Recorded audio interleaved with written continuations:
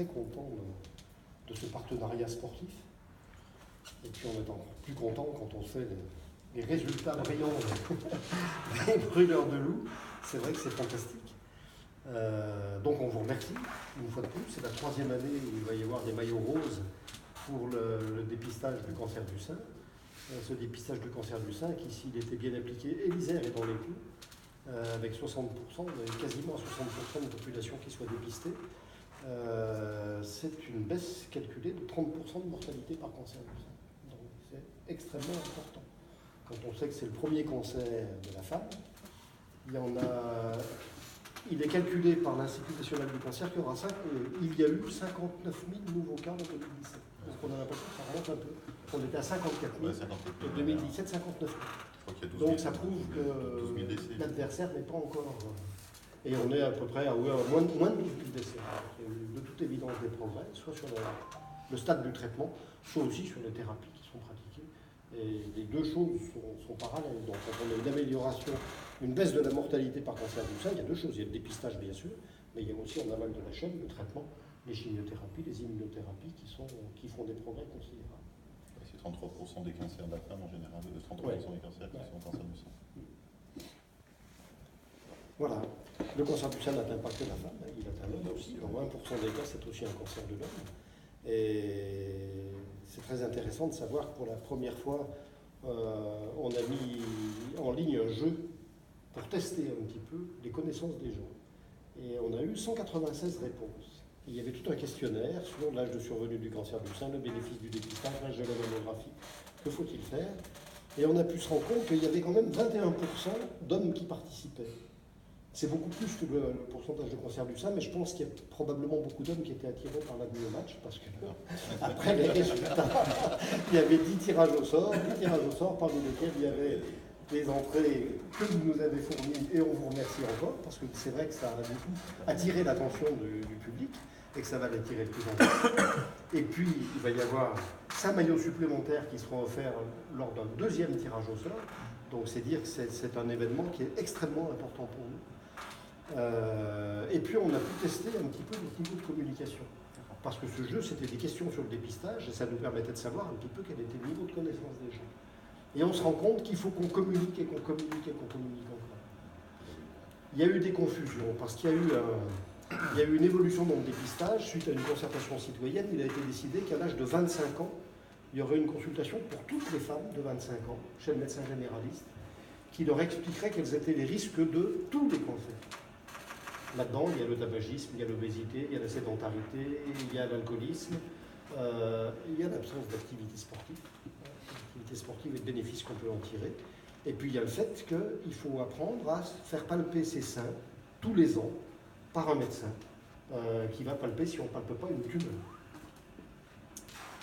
Et puis, il va y avoir la survenue du dépistage du cancer du col utérin, mais on ne va pas tout mélanger parce que c'est pas là.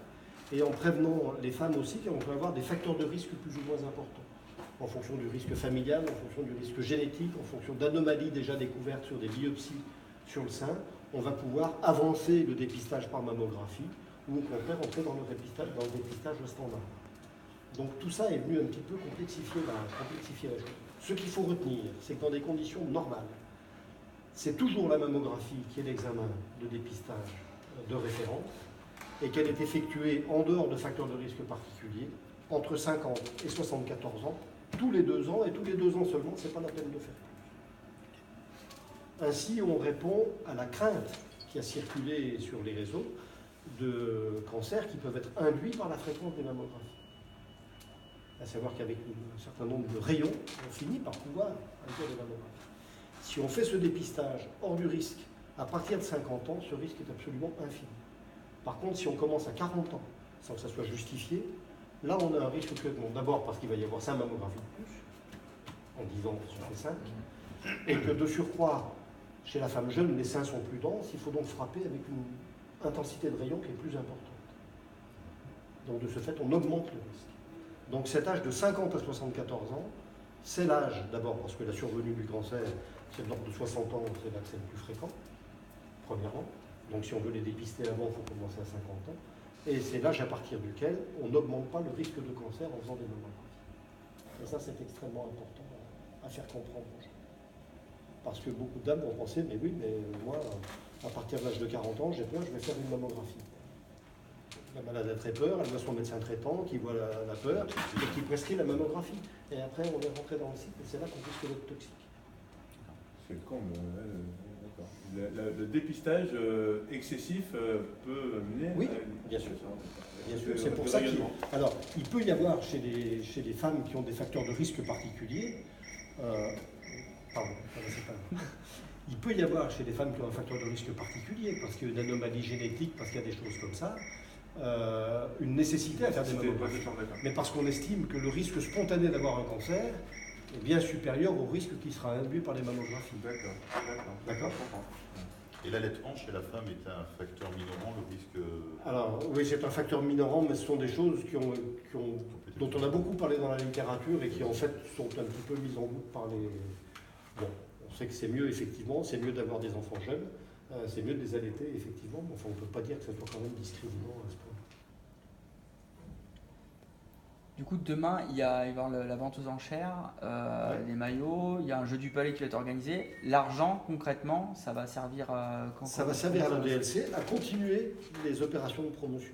D'accord. Les opérations de promotion pour le cancer du sein, c'est à peu près 25 promotions qui sont faites, pour des trucs comme ça qu'il faut imprimer, des choses comme ça, des invitations à envoyer.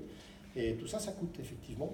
Cet argent va servir à l'ODLC, cette année restera à l'ODLC, parce qu'il va falloir qu'on continue nos opérations de promotion, parce que, deuxième information, le dépistage organisé des cancers va passer maintenant au niveau de la région. Jusqu'à maintenant, il y avait quasiment une association monodépartementale ou bidépartementale. Il y avait l'INSEE qui faisait l'Isère-et-Lin, il y avait ADEMAS qui faisait 69 qui fait le Rhône, il y avait Abidec-Ardoc dans l'Auvergne. Et puis, l'Institut national du cancer et le ministère se sont rendus compte qu'il y avait des résultats qui étaient nettement différents en fonction des régions, en fonction des départements. Donc ils se sont dit, on donne de l'argent pour le dépistage, parce que c'est quand même financé principalement par l'ARS et par la Caisse primaire d'assurance maladie. Dans l'Isère, on a eu beaucoup de chance, parce que quasiment 20% sont donnés par le département. Et puis on a effectivement nos partenaires qui nous donnent de l'argent supplémentaire. Donc le ministère s'est posé la question de savoir si on était vraiment très efficace en laissant des associations qui seraient un petit peu différentes selon leur efficience, parce que les coûts étaient les mêmes, et puis on allait de 35% de dépistage, je ne triche pas sur les chiffres, à 60% de dépistage en fonction des départements. Donc il a été décidé d'organiser le dépistage en fonction de régions. Donc l'ODLC c'est une association, et toutes ces associations, toutes ces formes juridiques vont disparaître. Il n'y aura plus qu'une association qui sera le centre de coordination des dépistages en Auvergne-Rhône-Alpes, qui sera situé, le siège social sera à Saint-Étienne, et puis ça sera après réparti, les tâches, les missions seront à répartir en fonction des structures existantes entre un médecin coordonnateur. Les discussions se poursuivent cet après-midi d'ailleurs à l'ARS, car on n'a pas encore les statuts définitifs pour quelque chose qui doit débuter le 1er janvier 2019. Quel terme ? Ah oui. 1er janvier 2019. Donc, par contre, les équipes qui travaillent resteront les mêmes. La communication sera la même. Mais on aura beaucoup à compter sur ce genre de manifestation pour avoir des subsides supplémentaires pour pouvoir continuer à communiquer comme on l'a fait jusqu'à maintenant, surtout avec Jocelyne Chevalier. Et donc c'est vrai que cet argent va être extrêmement précieux parce qu'on aura maintenant des subsides qui viendront de la région, mais de la région, c'est-à-dire ministère et l'ANCA, la Caisse primaire d'assurance maladie, l'Agence régionale de santé. Le département va se retirer parce qu'il n'a pas de raison de donner de l'argent à la région globalement. Donc tout cet argent sera effectivement précieux pour continuer à faire connaître le dépistage. Ce seront exactement les mêmes équipes qui vont continuer, mais il n'y aura plus ODLC sur les enveloppes. Et ça, c'est important de communiquer là-dessus. Les invitations de 2019 pour le cancer du côlon du rectum, pour le cancer du sein, pour le cancer du col utérin, porteront antenne territoriale du centre de coordination des dépistages en Auvergne-Rhône-Alpes. Et il va falloir beaucoup qu'on communique là-dessus. Parce que c'est vrai que depuis 1992, les gens voient marqué ODLC sur les enveloppes d'invitation et partout. En fait, ce sera les mêmes personnes, c'est une autre organisation.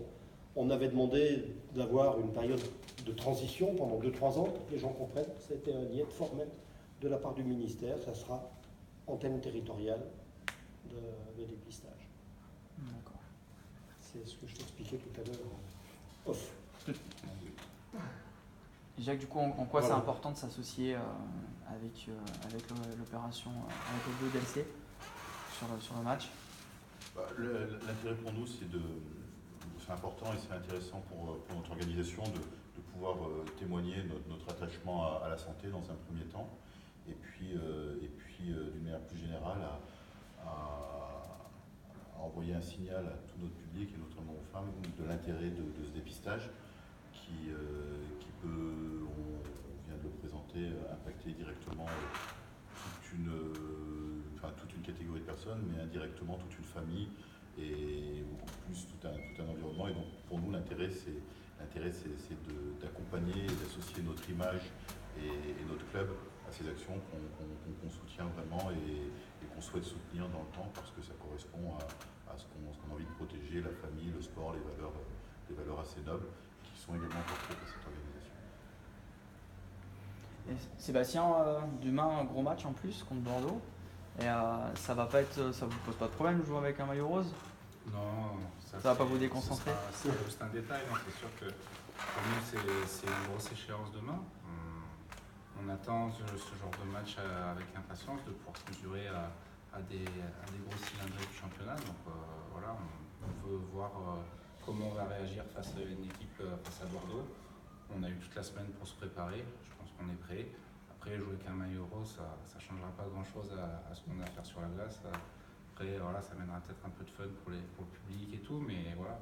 Après, c'est sûr que nous, notre rôle, ce sera de faire un gros match, d'essayer de ramener les 3 points et que pour les personnes qui se sont déplacées pour la cause, associer un côté un peu festif aux personnes qui sont venues pour le match et pour la cause.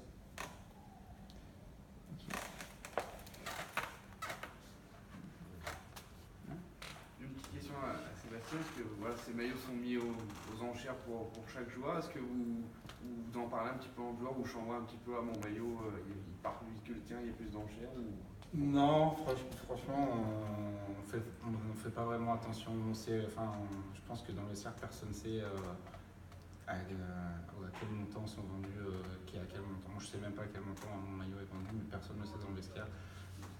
On en a vraiment pas parlé depuis le début de semaine. On est vraiment resté concentré sur cette échéance, parce que ça nous tient vraiment à cœur de performer sur le match de demain pour continuer la bonne série qu'on a commencé. Et on a vraiment un super groupe.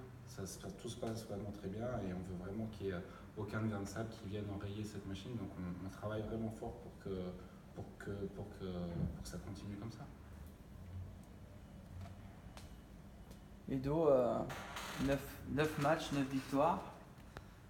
Comment tu sens l'équipe là, pour cette 10e confrontation là? Je pense qu'on ne regarde pas trop. Je pense que les joueurs ne regardent pas trop derrière ce qui s'est passé. On a beaucoup parlé au début de saison de prendre une journée à la fois, un match à la fois. Puis, comme Speedy a dit, on a eu toute la semaine pour se préparer. Un match contre une équipe qu'on connaît bien. Depuis, si on regarde l'année passée, chaque match était intense. Beau, un niveau assez élevé. On a vu un playoff aussi. Puis, écoute, pour nous, c'est juste un match comme toutes les autres. On prépare de la même manière.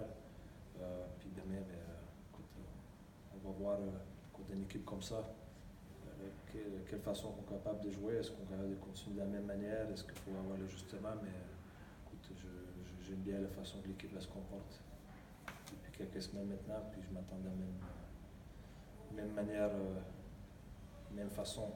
On a commencé le match, puis jouer pendant 60 minutes de la même manière.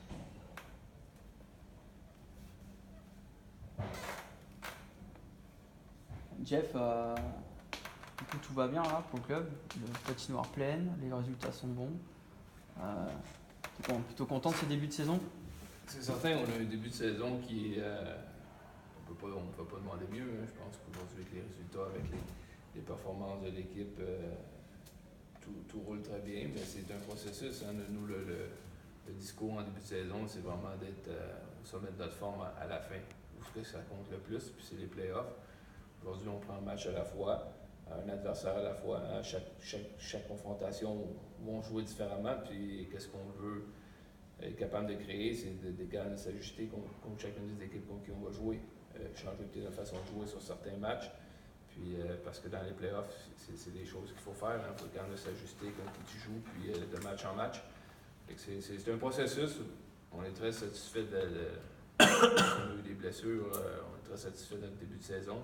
Il y a quand même une compétition qui est saine dans notre groupe. Puis c'est toujours plaisant de voir qu'à chaque jour, mais ça, il y a une motivation en plus de chacun des joueurs, ceux qui reviennent au jeu. Puis ça crée les performances qu'on voit sur la glace. Aujourd'hui, comme tu t'as dit, tout va bien, on est très heureux. Puis on est très heureux d'accueillir ce match. C'est quand même la 3e saison qu'on fait l'événement. Puis à chaque fois, ça a été une réussite. Puis si on peut aider à communiquer davantage, mais c'est une bonne chose pour notre organisation. C'est important. Le sport, c'est important. J'ai dit que c'était de la prévention, un rôle de prévention. Mais même après le traitement du cancer, on augmente les chances de guérison avec le sport. Donc du coup, s'il y a un message à faire passer pour le grand public. Le message à faire passer, c'est faites du sport. Faites du sport. Faites du sport. Ok. Parfait. Et vous?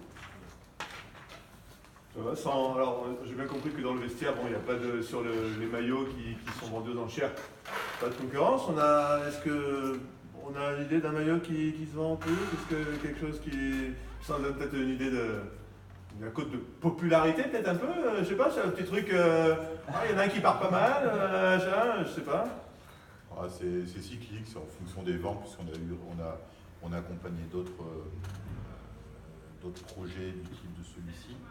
Et c'est au moment l'homme fort du moment. On a Maxime Legault qui est en forme en ce moment, qui revient de blessure, mais qui est en forme en ce moment.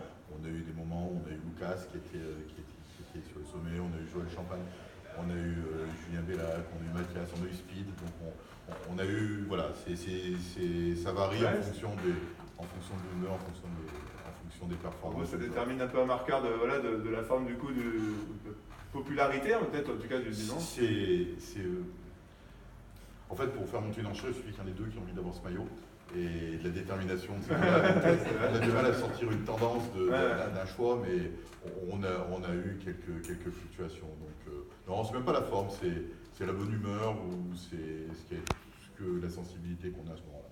D'accord. On avait à un moment donné, lorsqu'on avait Alexandre Texier, on avait même de la spéculation, puisque certains spéculaient sur ce maillot en se disant dans quelques années plus très cher. Donc on voit tout un petit peu dans les enchères. Ah oui, bien sûr.